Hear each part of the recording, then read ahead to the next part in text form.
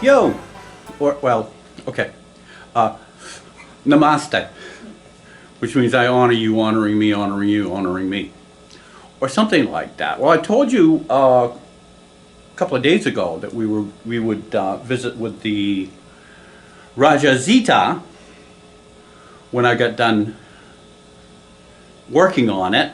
I've owned this baby for a few years now. I lusted after it for 7 as it sat down in the showroom of Buck Dancer's Choice, but it was always a little overpriced, and it didn't sell, and it didn't sell, and it didn't sell, and it didn't sell.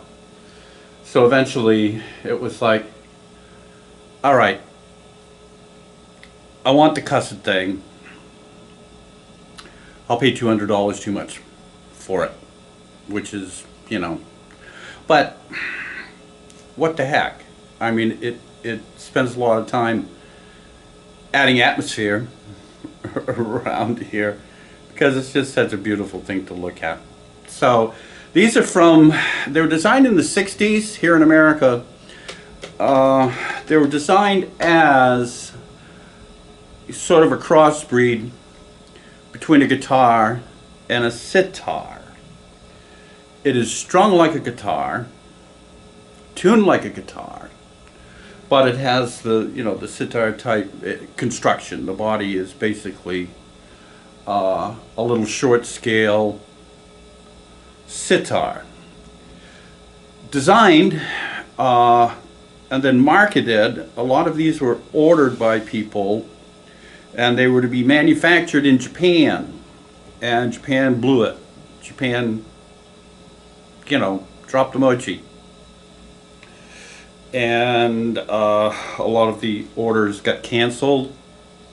They couldn't, the company, the Raja Zeetar company, couldn't recover from being tanked by the Japanese, and they went belly up. And then the whole load of the first run, which was about 600 of these, ended up in New York and were sold to a job lotter. It was a time where, people were, bands like the Rolling Stones and George Harrison, of course, his time with Ravi Shankar and all of that, that these were, there was a lot of interest in sitars in the U.S. And this was supposed to take the country by storm, but it didn't. So 600, this is one of who knows how many left. The construction, it's got pretty much, sitar parts on here. See that? Well, let's turn the logo so you can see it.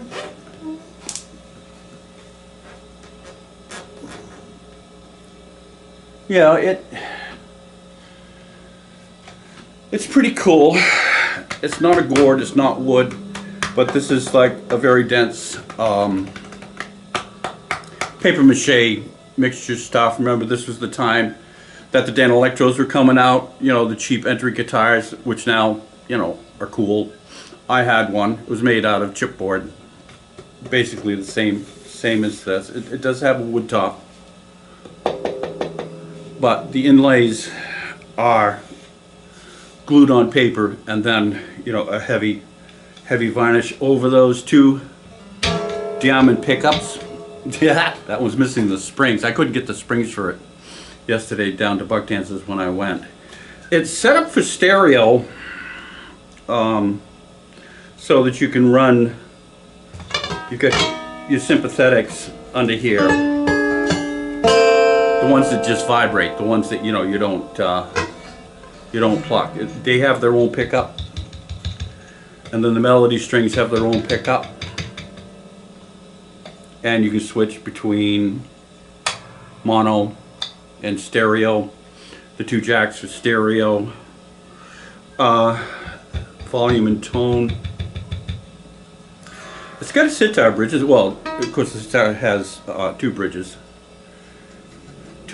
here. Some sort of a plastic. I don't believe they're bone. I mean, they could be. So you've got your 11 sympathetics, which go down here, which you're tuning. This neck is actually hollow, so it vibrates all the way up through. And some of the sitars you'll see will have a gourd up here venting out and going as a sound box. The Who actually used a Zeetar, Raja Zeetar, in one of theirs, where they fell into the fad, I don't know, the interest, the excursion into exploring the music of India for these bands. And what else was I going to tell you about these? I love the thing. Oh, the strings. This was actually built and designed to take not regular sitar strings, but to take strings gauged as a guitar. The frets on the sitar, the Indian, of course, is not this configuration. This configuration is the same as a guitar. So the idea was that any guitar player could pick this up or sit down with it and be able to play. I spent a couple hours down at Buck Dancers trying to figure out strings for this. I was going to have them made because it's electric. It's not an acoustic instrument. This is an electric instrument. So it needed the nickel wound strings. And Tim Emery and I, spent half an hour, 45 minutes, I don't know, but him looking up stuff and me answering questions, see if we couldn't find. I could have had piano wire strings made for it, which I have in the past. When I first got it, it needed a couple of strings, and they made some up under piano wire. But that's not the nickel that you need for the electric.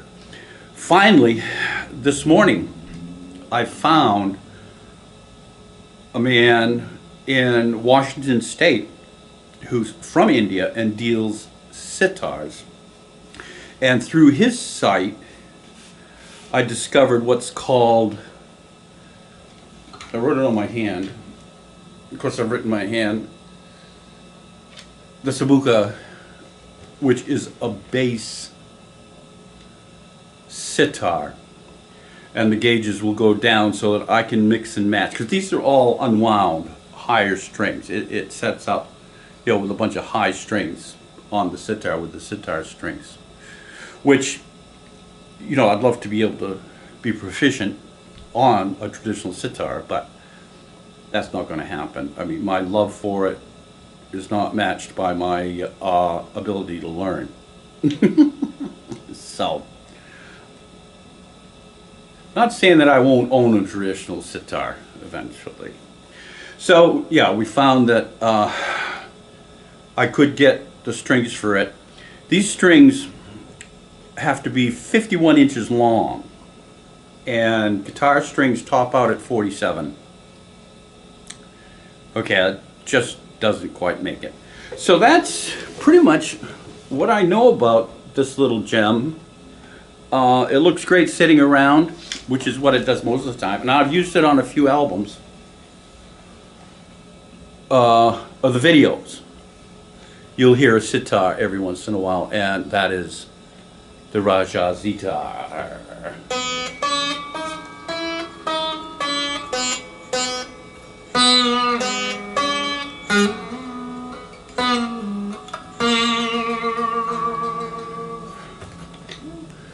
I'm the dragon.